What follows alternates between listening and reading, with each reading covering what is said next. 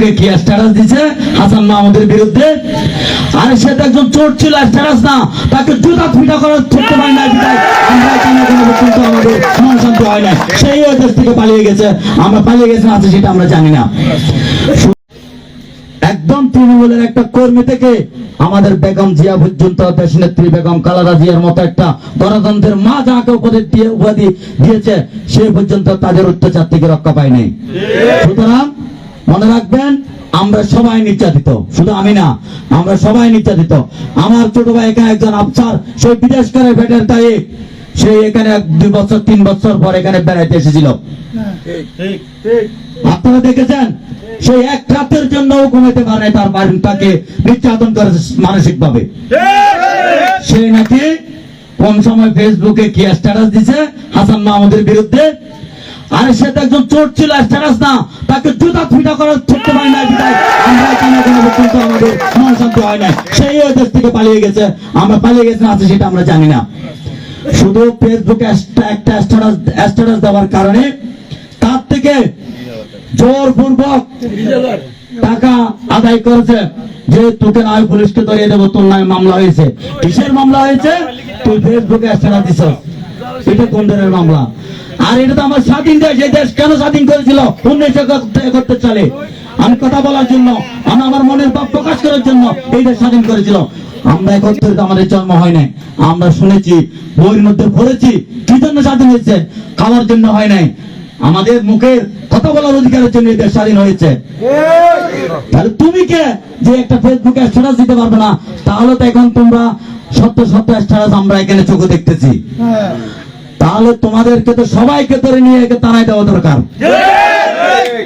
সুতরাং আমাদেরকে অতি উৎসাহিত করাবেন না, অনুরোধ জানাচ্ছি, আপনারা সাবধান হয়ে যান, সুন্দরভাবে চলেন। আমাদেরকে যদি ভালো লাগে ভোট দিবেন, না হয় যে দলকে ভালো লাগে সেই দলকে আপনাদের প্রতিটা আশা করে থাকবেন আগামীতে। সুতরাং আপনাদের যাকে ভালো লাগে তাকে আপনারা কেন্দ্রে গিয়ে ভোট দিবেন, আপনাদের অধিকার কেউ খর্ব করবে না। আমাদের বিএনপিকেও যদি আপনাদের ভালো লাগে আপনারা ভোট দেবেন, আমরা দেখবো কে আমাদেরকে ভোট দিতেছে, তখন আপনাদেরকে আমরা তখন মূল্যায়ন করবো ইনশাল্লাহ, তখন ভোট দেবেন তখন। আর এই আফসার থেকে টাকা আদায় করেছে, সেটা যদি আপনারা চান, আমি এখানে ভিডিও আছে, আমার এখানে রেকর্ড আছে, এখানে আমি শুনে দেবো, আমার মোবাইলের মধ্যে প্রমাণ আছে কে টাকা নিয়েছে। সুতরাং আমি এদিকে যাবো না, আমি এদিকে যাবো না। তাদেরকে আমি সেটা বলে আমি সাবধান করতে চাইতেছি। আপনারা যে অত্যাচার করতেছেন, কি করছেন, থানায় কি বলছেন, ওসিকে কি বলছেন, কোন ওসিকে কি বলছেন, কোন অফিসারকে কি বলছেন, সব তথ্য আমাদেরকে দিয়ে দিচ্ছে। আপনারা সাবধান হয়ে যান, আপনারা শান্তি শৃঙ্খলাভাবে ঘুমান, আমাদেরকেও ঘুমাতে আপনারা সহযোগিতা করুন, এবং আমাদের কাজ, আমাদেরকে দেশ গোছানোর জন্য আপনারা সুযোগ দিন। আরেকটা এখানে ভাইরাস এখন বর্তমান হয়েছে, যেটা সারা বাংলাদেশে করতেছে, আমাদের এখানে হয়েছে, আপনাদের সতর্কতার জন্য বলতেছি। এখন এরা করবে কি, এই আপনার একটা ভাইয়ের সাথে একটা দ্বন্দ্ব আছে, আপনার ছেলের সাথে বাবার দ্বন্দ্ব আছে, একটা সমাজের মধ্যে মসজিদের দ্বন্দ্ব আছে, একটা স্কুলের মধ্যে দ্বন্দ্ব আছে, তারা এখন করবে কি, ট্যাক্স লাগাই এখানে একটা গন্ডগোল করানোর চেষ্টা করবে, আর কিছু করতে পারবে না। সুতরাং আপনারা সেটার থেকে, সেই ষড়যন্ত্র, তার থেকে আপনারা সাবধানে থাকবেন। আপনাদের বাড়ি বাইরে সমাজের মধ্যে সবাই তো আমরা একসাথে চলি, যদি কোন রকম মনোমালিন্য হয়, আপনারা নিজেরা সংশোধন হতে না পারেন, আমাদের এখানে রাঙ্গুনি, আমাদের এই হোসনাবাদের মধ্যে 2 জনের নেতৃত্ব, ডাক্তার হারুন এবং ফয়েজ আহমদ তালুকদার, এই 2 জন মুরব্বীর নেতৃত্বে আমাদের এই হোসনাবাদ এখন থেকে চলবে। এবং পরিষদের চেয়ারম্যান অফিস করতে পারতেছে না, আগামীতে আপনারা, আমি অনুরোধ জানাবো রাঙ্গুনি উপজেলা যুবদল থেকে এই সভাপতি সেক্রেটারি প্রত্যেক দিন না পারলেও সপ্তাহে 2 দিন আপনারা পরিষদে গিয়ে অফিস করবেন সেক্রেটারির সাথে।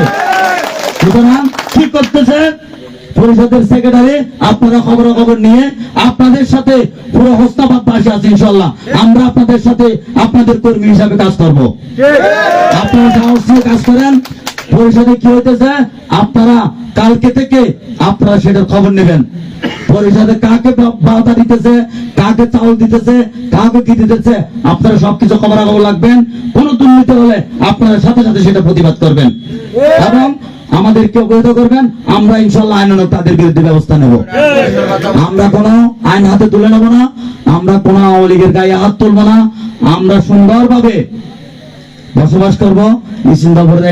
নিশ্চিন্তপুর একটা অলিয়ের জায়গা, এখানে এই জায়গাটার নাম হল লালশাহনগর। সুতরাং আমরা যেহেতু একটা অলিয়ের জায়গায় বসবাস করি, এই দিক এই নিশ্চিন্তপুর দিয়ে আমার চোখ দেখা মঙ্গলের হাটে টাকা থেকে নিশ্চিন্তপুরে হেঁটে যাওয়ার সময় এখানে তো রাখাই যায়, ঘটনা রাখি। এটা হলো একটা অলিয়ের জায়গা। সুতরাং আমরা সুন্দরভাবে বসবাস করব, একজনের সাথে একজন হাসি আনন্দ খুশির মাধ্যমে থাকবো। এখন আমরা কথা বলার অধিকার পেয়েছি, আমরা সুন্দরভাবে বসবাস করব। এবং আমি সকলকে অনুরোধ জানাবো, আপনারা শুধু বিএনপির সুনামটা, আমাদের তারেক রহমান কি বক্তব্য দিতেছে আপনারা ফেসবুকে সবগুলো দেখতেছেন। সুতরাং এই বক্তব্যগুলো আপনারা আপনাদের প্রত্যেকটা পরিবারের কাছে, প্রত্যেকটা দোকানে আপনারা বসে এই বার্তাগুলো আপনারা পৌঁছাবেন। সেটা হলো বর্তমান আমাদের কাজ, আর কোনো কাজ না। আপনারা সুন্দর দৃষ্টিতে দেখবেন। আমি সকলকে আবারও রাঙ্গুনি উপজেলা যুবদল এবং হোস্তাবাদ ইউনিয়ন বিএনপি পরিবারের পক্ষ থেকে আপনাদের সকলকে ধন্যবাদ এবং কৃতজ্ঞতা জানিয়ে আমার বক্তব্য এখানে শেষ করছি। খোদা হাফেজ। বাংলাদেশ জিন্দাবাদ। শহীদ জিয়া অমর হোক। দেশ নেত্রী বেগম খালেদা জিয়া জিন্দাবাদ। তারুণ্যের অহংকার।